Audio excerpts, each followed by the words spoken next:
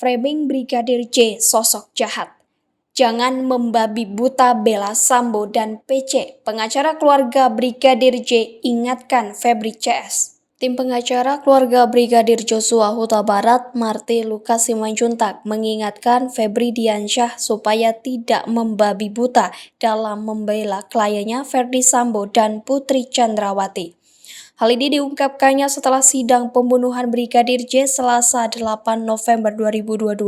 Pihak Ferdi Sambo mengorek keterangan saksi untuk menyerang kepribadian Brigadir Joshua Huta Barat. Ada indikasi Febri Diansyah DKK telah membuat framing sosok Brigadir Joshua sebagai anggota Polri ajudan Ferdi Sambo yang temperamental, suka main ke tempat hiburan malam, dan citra negatif lainnya. Dugaan serangan kepribadian itu dimunculkan Febri Diansyah, Arman Hanis, dan Rasa Mala Aritonang dengan menggali kesaksian Romer, Daden, dan Damson. Orang-orang ini menyerang kepribadian anak klien kami, mengatakan kepribadian ganda. Ungkap Martin Lucas dikutip dari Breaking News Kompas TV pada Rabu. Diungkapkan Martin yang punya otoritas untuk mengatakan seseorang memiliki kepribadian ganda bukanlah pengacara, melainkan psikolog. Salah jurusan Arman Hanis dan Febri. Stoplah ini, akan mendegradasi nama baik kalian. Jangan membabi buta, sindir Martin. Dia juga mengingatkan pernyataan ex-juru bicara KPK Febri Diansyah ketika menyampaikan alasan mau gabung jadi penasihat hukum Putri Chandrawati. Febri bilang akan objektif, tapi kita lihat semakin masuk ke dalam lubang hitam untuk mengikuti obsesi kedua kliennya.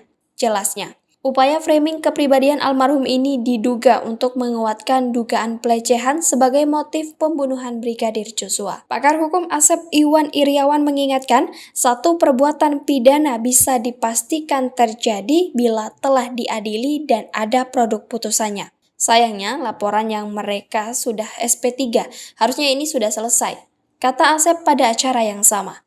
Dia menyebut kalaupun ada pelecehan seperti yang disebut pihak Ferdi Sambo, yakni pada 7 Juli 2022, karena tidak diadili, maka tidak bisa dianggap ada. Selama tidak berkekuatan hukum yang tetap, tidak bisa dianggap ada. Itu dianggap cerita sepihak. Jelas Asep yang pernah menjadi hakim pada rentang waktu 1987 hingga 2000.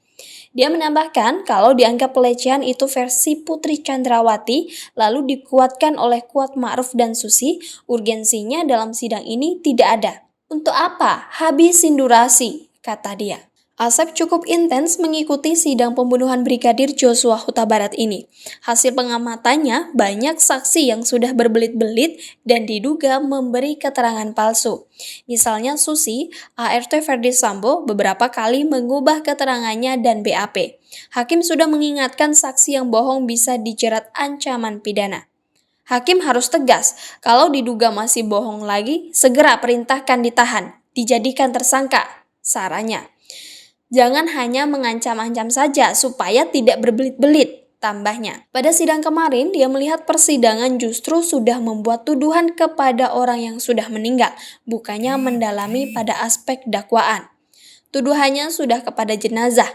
Majelis jangan ikut permainan, sidang itu bicara fakta hukum, peristiwa hukum, Asep mengingatkan.